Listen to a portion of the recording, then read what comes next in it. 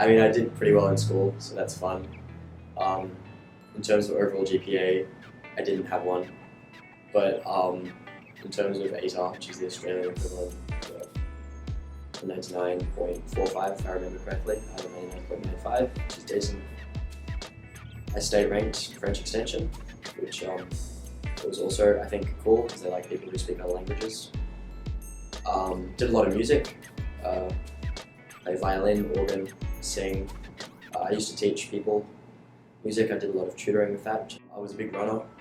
They like people who are athletically inclined. But yeah, no, they liked that I was school captain and captain of cross country and captain of music. I think that was appealing to them. In terms of extracurricular activities,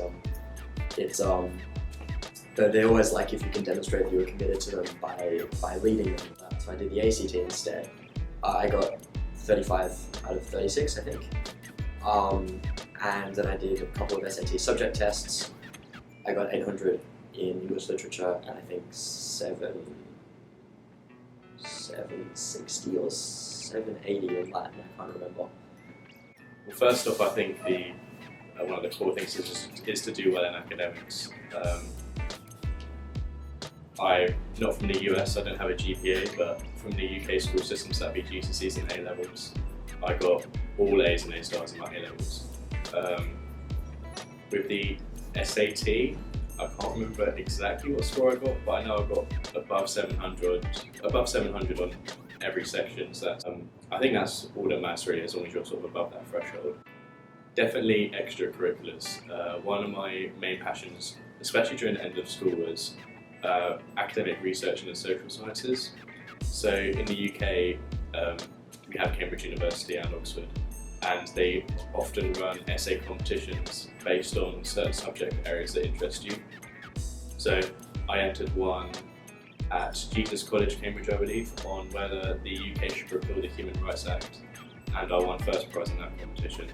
And I also entered one for Trinity College, Cambridge, on whether what use a 21st century democracy should make of referenda, and I placed within the top 10 internationally on that essay as well. Other main extracurriculars? I was a recruited athlete for the women's rowing team. I was also a student leader at high school, so one of the head girls about my school.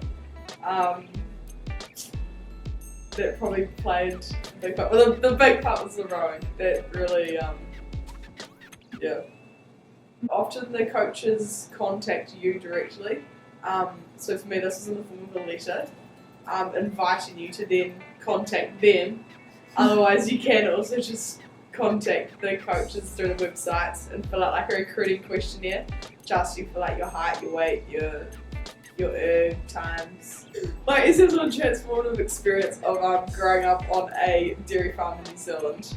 Recruiting, they invite you on like an official visit, so you come over, you meet the coaches, you meet the team, and the coaches and the team decide if they like you enough to support you through the application process, and if they accept to support you through the application process, then you are admitted as a student athlete instead of just a student.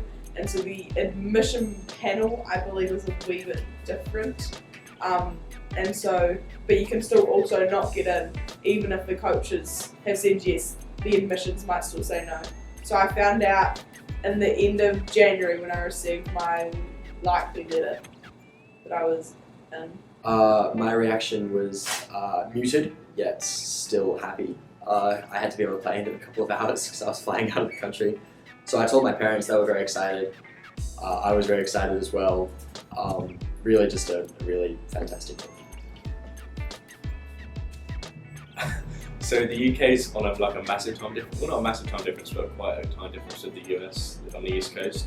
So by the time the decision came out, it was about midnight, 1 AM. So when I saw it, of course I was really pleased, but I didn't really want to wake anyone up, so I sort of had to wait until the morning. So it was quite a suppressed reaction. But of course I was very pleased. This is like one of the best places in the world to study, so I'm very, very fortunate.